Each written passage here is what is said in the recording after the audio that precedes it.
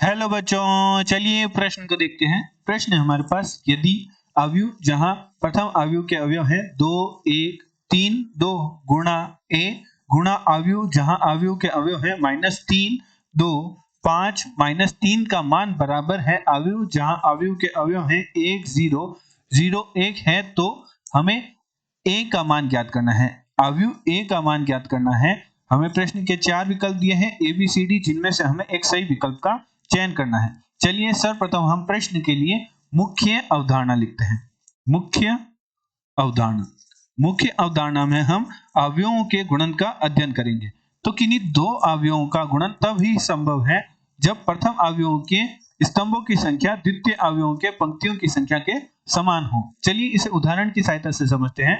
मान लीजिए हमारे पास a बराबर एक अवयव है जो कि 2 गुणा 2 कोटि का है, एवं b बराबर हमारे पास अवयव है जो कि हमारे पास 2 गुणा 3 कोटि का है।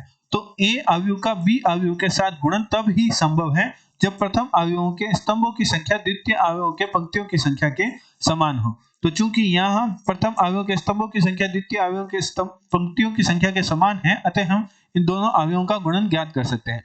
एवं इनके गुणनफल से प्राप्त अवयवों की जो कोटि होगी वह होगी प्रथम अवयवों के पंक्तियों की संख्या एवं द्वितीय अवयवों के स्तंभों की संख्या की, अर्थात 2 गुणा 3। मान लीजिए हमारे पास जो प्रथम अवयव है a, उसके अवयव हमारे पास हैं x, y, z और w, एवं द्वितीय अवयव b है, उसके अवयव मान लीजिए हमारे पास है a, b, c, p, q, r। तो इन दो अवयवों का गुणन कुछ इस प्रकार संभव होगा कि प्रथम अवयव के जो पंक्तियों के अवयव हैं द्वितीय अवयव के स्तंभों के संगत अवयवों के गुणनफल के योग से हमारे पास प्रथम पंक्ति प्रथम स्तंभ के अवयव का मान प्राप्त होगा। तो हमारे पास मान प्राप्त होगा जो कि होगा एक्स ए प्लस वाई पी। इसी प्रकार अन्य अवयव प्राप्त करने के लिए हमें प्रथम पंक्ति की गुणा है वे द्वितीय स्तंभ के संगत अवयवों के योग से प्राप्त होगा। फिर हम तृतीय स्तंभ के संगत अवयवों से करेंगे, तब हमारे पास अन्य अवयव प्राप्त होंगे। तो हमारे पास अवयव प्राप्त होंगे X B plus Y Q, इसी प्रकार X T plus Y R. द्वितीय पंक्ति के अवयव प्राप्त करने के लिए हम प्रथम अवयव की द्वितीय पंक्ति के अवयवों की गुणा द्वितीय अवयव के प्रथम स्तंभ के संगत अवयवों से करेंगे और उनके योग से हमारे पास द्वितीय अवयव के अवयव प्राप्त होंगे जो कि हमारे पास प्राप्त होंगे Z A plus W P, Z B plus W Q. इसी प्रकार अंतिम अवयव हमारे पास होगा Z C plus W R. तो इस प्रकार हम किन्हीं दो अवयवों का गुणन ज्ञात करते हैं। अतः प्रश्नानुसार प्रश्न में हमारे पास समीकरण दे रखी है एवं हमें a का मान ज्ञात करने को कहा है, तो हम विकल्प की सहायता से मान ज्ञात करेंगे। तो यदि हम मान लेते हैं प्रथम विकल्प हमारे पास है, यदि हम मान ले कि a का मान बराबर हमारे पास है 0 1 1 1, विकल्प की जांच करते हैं। विकल्प जांच करने पर प्रथम विकल्प की जांच करते हैं तो a का मान प्रथम विकल्प में a का मान हम समीकरण में रखते हैं। तो हमारे पास समीकरण है जो कि हमारे पास है 2 1 3 2 गुणा हमारे पास है a।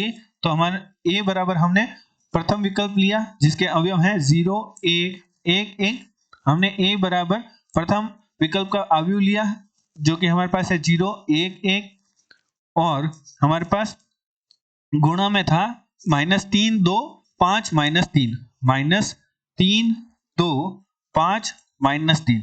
इन अवयवों की गुणा करने पर हमारे पास अवयव प्राप्त होनी चाहिए 1 0 0 1। तो चलिए गुणा करते हैं। तो सर्वप्रथम हम प्रथम दो अवयवों की गुणा करते हैं। तो प्रथम दो अवयवों की गुणा करते हैं, तत्पश्चात हम तीसरी अवयव से गुणा करेंगे। तो -3 2 5 -3 को लिख देते हैं और इन दो अवयवों की गुणा मुख्य अवधारणा अनुसार करते हैं। तो 2 की गुणा 0 से, तो हमारे पास होगा 0, 1 की गुणा 1 से तो प्लस का 1, इसी प्रकार 2 की गुणा 1 से और 1 की गुणा 1 से करते हैं तो हमारे पास प्राप्त होगा 3, 3 की गुणा 0 से तो 0 और 2 की गुणा 1 से तो हमारे पास प्राप्त होगा 2, 3 की गुणा 1 से तो 3 और 2 की गुणा 2 से तो हमारे पास प्राप्त होगा 3 प्लस 2, हमारे पास प्राप्त होगा 5।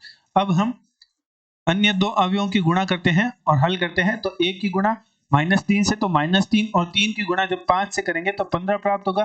तो -3 प्लस 15 हमें दे देगा 12। इसी प्रकार 1 की गुणा 2 से तो 2 और 3 की गुणा -3 से तो -9, तो 2 -9 हमें दे देगा -7। इसी प्रकार 2 की गुणा -3 से तो -6 और 5 की गुणा 5 से करेंगे तो 25, तो -6 प्लस 25 करेंगे तो हमारे पास प्राप्त होगा 19। इसी प्रकार जब हम 2 की गुणा 2 से करेंगे तो 4 और 5 की गुणा -3 से करें तो 15, 4 - 15 हमारे पास प्राप्त होगा -11, जो कि बराबर नहीं है। हमारे पास बराबर में था 1001 प्राप्त होना चाहिए था, जो कि हमारे पास प्राप्त नहीं हुआ। अतः हमारा जो प्रथम विकल्प है वह असत्य है या गलत है। चलिए द्वितीय विकल्प की जांच करते हैं। तो हमारा द्वितीय विकल्प है जो कि ए बराबर हम द्वितीय विकल्प मान लेते हैं, जो कि हमारे पास है 1110। तो निम्न विकल्प की जांच करते हैं। 1110 विकल्प की जांच करने पर तो निम्न समीकरण में हम ए की जगह निम्न आयु रख देते हैं। तो हमारे पास आयु थी 2 1 3 2 गुणा हमारे पास था ए की जगह हमने विकल्प में आयु रख दिया 1110, विकल्प द्वितीय विकल्प का आयु रख दिया, और हमारे पास तृतीय अवयव थी जिसके अवयव हमारे पास थे -3 2 5 -3, तो -3 2 5 -3 इन अवयवों की गुणा करने पर हमारे पास अवयव प्राप्त होनी चाहिए, जो कि हमारे दाएं पक्ष में थी 1001। तो चलिए गुणा करते हैं। सर्वप्रथम हम प्रथम दो अवयवों की गुणा करते हैं। तो गुणा कुछ इस प्रकार होगी कि 2 की गुणा 1 से तो 2, और 1 की गुणा 1 से करेंगे तो हमारे पास प्राप्त होगा 1, तो 2 गुणा 1 करेंगे तो 2 + 3 हमारे पास 3 प्राप्त होगा। 2 की गुणा 1 से और तो हमारे पास यहाँ 2 प्राप्त होगा। 3 गुणा 1 प्लस 2 गुणा 1 करने पर हमारे पास प्राप्त होगा 5। 3 गुणा 1 और 2 गुणा 0 करने पर हमारे पास प्राप्त होगा 3। इसके पश्चात हम निम्न अवयव से गुणा करेंगे -3 2 5 -3। तो चलिए अवयवों के गुणा कर देते हैं। तो हमारे पास 3 की गुणा -3 से तो -9 प्लस 10, तो हमारे पास प्राप्त होगा 1। 3 की गुणा 2 से तो 6, और 2 की गुणा -3 से तो 6 - 6 तो 0 हो जाएगा। इसी प्रकार 5 की गुणा -3 से करेंगे तो -15, और 3 की गुणा 5 से करेंगे तो +15, तो -15 +15 0। 3 5 की गुणा 2 से तो 10, और 3 की गुणा -3 से तो -9, तो 10 - 9 करेंगे तो हमारे पास प्राप्त होगा 1। और बाएं पक्ष में भी हमारे पास है जो कि अवयव है 1001। तो हमारा जो बाएं पक्ष है वह दाएं पक्ष के बराबर है।